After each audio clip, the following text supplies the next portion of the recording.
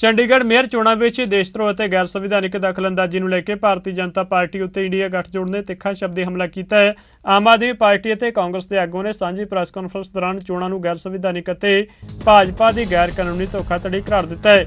Aam Aadmi party ਦੇ ਆਗੂ ਰਾਘਵ ਚੱਡਾ, ਕਾਂਗਰਸੀ ਆਗੂ ਪਵਨ ਬਾਂਸਲ, ਆਮ ਆਦਮੀ ਪਾਰਟੀ ਚੰਡੀਗੜ੍ਹ ਦੇ ਇੰਚਾਰਜ ਜਰਨੈਲ ਸਿੰਘ, ਆਮ ਆਦਮੀ ਪਾਰਟੀ ਦੇ ਆਗੂ ਪ੍ਰੇਮ ਗਰਗ ਅਤੇ ਕਾਂਗਰਸ ਚੰਡੀਗੜ੍ਹ ਦੇ ਪ੍ਰਧਾਨ ਹਰਮੋਹਿੰਦਰ ਸਿੰਘ ਲੱਖੀ ਨੇ ਪ੍ਰੈਸ ਕਾਨਫਰੰਸ ਨੂੰ ਸੰਬੋਧਨ ਕਰਦਿਆਂ ਭਾਜਪਾ ਤੇ ਸੰਵਿਧਾਨ ਨਾਲ ਦੇਸ਼ ਧਰੋਹ ਕਰਨ ਦਾ ਪਰਦਾਫਾਸ਼ ਕਰਦਿਆਂ ਚੋਣਾਂ ਨੂੰ ਸਿਰੇ ਤੋਂ ਨਕਾਰ ਦਿੱਤਾ ਹੈ। ਮੀਡੀਆ ਨੂੰ ਸੰਬੋਧਨ ਕਰਦੇ ਹੋਏ ਆਮ ਆਦਮੀ ਪਾਰਟੀ ਦੇ ਰਾਜ ਸਭਾ ਮੈਂਬਰ ਰਾਘਵ ਚੱਡਾ ਨੇ ਕਿਹਾ ਕਿ ਚੰਡੀਗੜ੍ਹ ਮੇਅਰ ਦੀ ਚੋਣ ਭਾਜਪਾ ਦੁਆਰਾ ਚਲਾਇਆ ਗਿਆ ਫਰਜ਼ੀਵਾੜਾ ਸੀ। ਉਹਨਾਂ ਕਿਹਾ ਕਿ ਇਹ ਅਸੰਵਿਧਾਨਿਕ, ਗੈਰ ਕਾਨੂੰਨੀ, ਦੇਸ਼ ਵਿਰੋਧੀ ਅਤੇ ਦੇਸ਼ ਧਰੋਹ ਹੈ ਜੋ ਭਾਜਪਾ ਨੇ ਇਸ ਮੇਅਰ ਦੀ ਚੋਣ ਵਿੱਚ ਕੀਤਾ ਹੈ। ਚੱਡਾ ਨੇ ਅੱਗੇ ਕਿਹਾ ਕਿ ਹਰ ਕੋਈ ਜਾਣਦਾ ਹੈ ਕਿ ਇੰਡੀਆ ਗੱਠਜੋੜ ਦੀਆਂ 20 ਵੋਟਾਂ ਸਨ ਅਤੇ ਭਾਜਪਾ ਕੋਲ 16 ਵੋਟਾਂ ਸਨ। ਇੱਕ ਸੰਸਦ ਮੈਂਬਰ ਦੀ ਵੋਟ ਸੀ, जिस लिए भाजपा ने चोण जितने लिए लोकतंत्र के विरुद्ध साजिश रची है। बीजेपी ने अपने ही पार्टी के माइनॉरिटी विंग के ऑफिस बियरर को प्रिसाइडिंग अफसर बनाया, यानी कि जो शख्स घोषित भाजपा का सदस्य है, उनका ऑफिस बियरर है, पदाधिकारी है, उस माइनॉरिटी विंग के सेक्रेटरी को प्रिसाइडिंग अफसर बनाकर उसकी देखरेख में चुनाव कराने की घोषणा करी। चुनाव में जब वोटिंग समाप्त हुई और काउंटिंग की बारी आई तो इस भाजपा के ऑफिस बियरर प्रिसाइडिंग अफसर ने किसी भी पार्टी के इलेक्शन एजेंट को आगे नहीं आने दिया। आप सब जानते हैं, आप सब चंडीगढ़ मेयर चुनाव देखते आए हैं, जब भी वोटों की गिनती होती है तो इलेक्शन एजेंट, तमाम पार्टियों के इलेक्शन एजेंट अपनी आंखों के सामने काउंटिंग टेबल पे खड़े होकर काउंटिंग करवाते हैं। लेकिन पहली बार इतिहास में देखा गया कि इलेक्शन एजेंट्स को दूर कर दिया गया, उन्हें टेबल के नजदीक नहीं आने दिया गया। और उसके बाद जो हुआ, आपने देखा कि कैसे भाजपा के इस पदाधिकारी ने, जो प्रिसाइडिंग अफसर था आज के चुनाव का, उसने अपने पेन से बैलेट पेपर पर इंक लगा लगाकर उस सारे बैलेट पेपर को इनवैलिड किया और फिर चुनावों की गिनती में, वोटिंग में, वोट काउंटिंग में उस एक एक बैलेट पेपर को इलीगल घोषित किया। पहली बार चंडीगढ़ मेयर चुनाव में कुल 36 वोटों में से 8 वोट इनवैलिड घोषित कर दिए गए। इतिहास में आज तक नहीं हुआ। आम आदमी पार्टी और कांग्रेस के गठबंधन को 20 वोट पड़ने थे, हमें 12 वोट पड़े और हमारे 8 वोट इनवैलिड घोषित कर दिए गए और भाजपा का एक भी वोट इनवैलिड नहीं घोषित किया गया। भाजपा के और उनके कुल वोट 16 थे, उनको 16 वोट पड़े और आम आदमी पार्टी के 20 में से 8 वोटों को इनवैलिड यानी कि अवैध घोषित करके हमारे वोटों को घटाकर 12 कर दिया गया।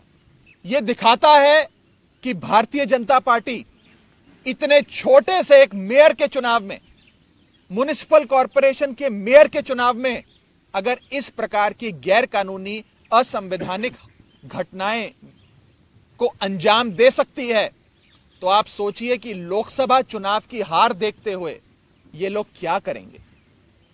क्या भाजपा इस देश को नॉर्थ कोरिया बनाना चाहती है कि इस देश में चुनाव ही ना हो और चुनाव सिर्फ उसी स्थिति में हो जहां भारतीय जनता पार्टी पूरी मशीनरी को रिग कर पूरी चुनावी प्रोसेस को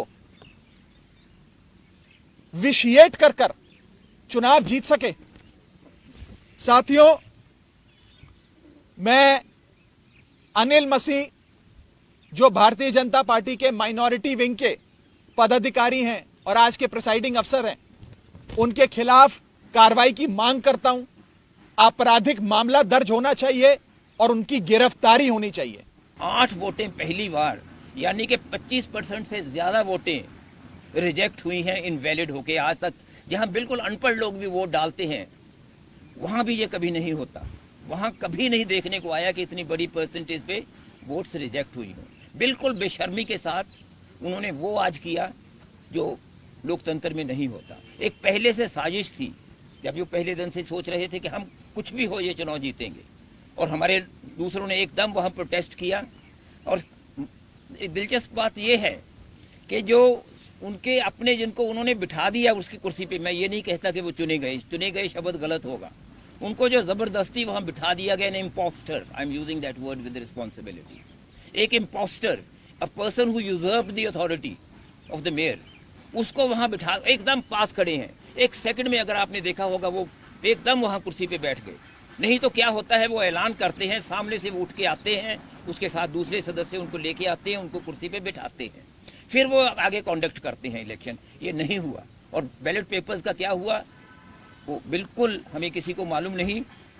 इतने लोग उस पे टेबल पे भारतीय जनता पार्टी के चढ़ गए, ऐसा माहौल उन्होंने अफरा तफरी का वहां कर दिया कि किसी बात का वहां नहीं होता।